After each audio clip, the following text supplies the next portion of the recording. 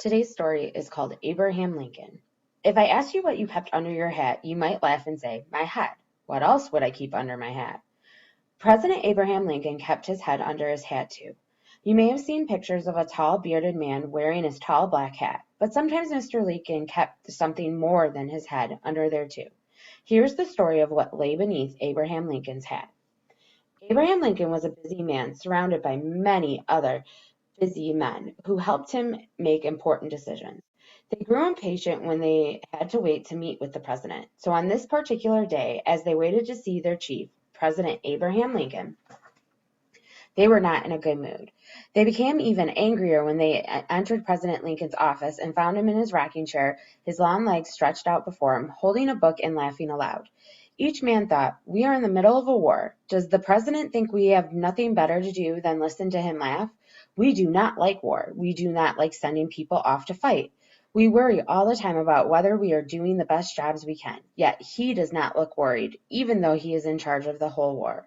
The war they were in was the U.S. Civil War between the northern states and the southern states. Lincoln and his men fought for the northern states and were against slavery. Lincoln asked the men to sit down. He said, welcome, gentlemen. Before we get down to business, listen to the joke. The men listened as the president read the joke out loud. Then he laughed again, but no one else laughed. One man said, Mr. President, did you ask us here in order to read us a joke? That is a waste of our time. Lincoln set down his book. His face became serious. This is not why I called you here, he said, but running a war, knowing that people will get hurt or killed, is a sad business. When I can laugh, I do, for if I do not laugh, I might cry. I thought you could use a laugh too. He stood up, all 6 feet 4 inches of him. That was a lot taller than most men in his time. Walking to his desk, he picked up his tall black hat and reached inside. Pulling out a folded piece of paper, he said, I have been carrying this paper inside my hatband for more than 3 months, waiting for the right day to show it to you. Today is the day. I have words that our army has won a great battle. Perhaps we are beginning to win this terrible war at last. Now I feel safe in telling people what I want to do next.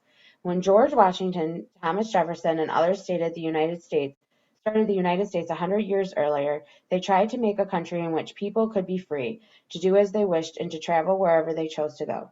They did many wonderful things, but failed to do one important thing. They did not end slavery in America. Slavery is the situation in which people called enslaved people are forced to work for someone else without pay and without having the freedom to live their lives the way they want. Being an enslaved person was the worst thing a person could be. An enslaved person had to do whatever he or she was told. The enslaved person did not get paid to work, but only received very plain food to eat, clothes to wear, often old clothes, and a place to sleep. The enslaved person could not choose to leave or decide how to live his or her life. Some of the people who started the United States said slavery is a terrible thing. We must not allow it in our new country. We believe in freedom. How could we have enslaved people here? But other people answered, slavery is fine. The rest of us will be free to decide things for ourselves. But enslaved people will not. If you say there will be no slavery, we will not help start the new country. George Washington, Thomas Jefferson, and their friends knew slavery was wrong, but they thought, we need enslaved people to help us start the country. Afterward, we will end slavery. People thought they needed enslaved people to help them do their work, especially the farmers in the South. But after America was born, year after year, many people still held on to slavery. The year before Thomas Jefferson died, he called slavery a tornado that will burst on us sooner or later. He feared there would be a war between those who wanted to end slavery and those who supported it. Abraham Lincoln was born in Kentucky the year Jefferson finished being president. Lincoln was born to a poor family living in the forest in a tiny cabin made of logs. His parents did not know how to read or write. Lincoln had to work hard to help them, and since he was a fair, honest man, he grew up believing everyone who worked should be paid fairly and treated fairly. Later, as a young lawyer, he gained a reputation of being the most honest lawyer in Illinois and was known by the nickname Honest Abe. Your reputation is how most people think of you. Lincoln hated slavery. However, he also hated war, and when he became president, he tried to prevent the war from starting. But too many people on both sides were angry about many different issues, including slavery. In the South, there were large areas of land to farm, and that is the area where there were the most enslaved people. Because of this, the nation was divided. The North, colored in blue, against the South, colored in gray.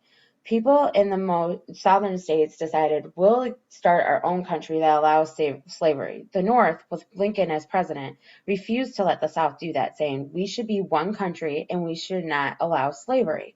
The war Thomas Jefferson had warned against began. This was the United States Civil War. On the day that President Lincoln invited these men from the government to his office, he told them, I am going to announce that enslaved people in the southern states will now be free. According to the law, I wrote that law on the paper I have been carrying around in my hat. I call the law the Emancipation Proclamation.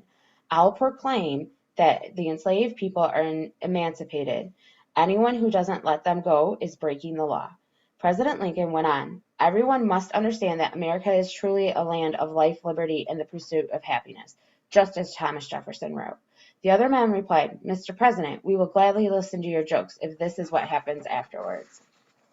But even after President Lincoln told everybody about the new law, many people who supported slavery would not give up. It took nearly 3 more years of war before the Army of the South surrendered to Lincoln's Northern Army. The war ended. Now slavery was over, and the important paper that had helped make it happen was that what Abraham Lincoln had been carrying under his hat.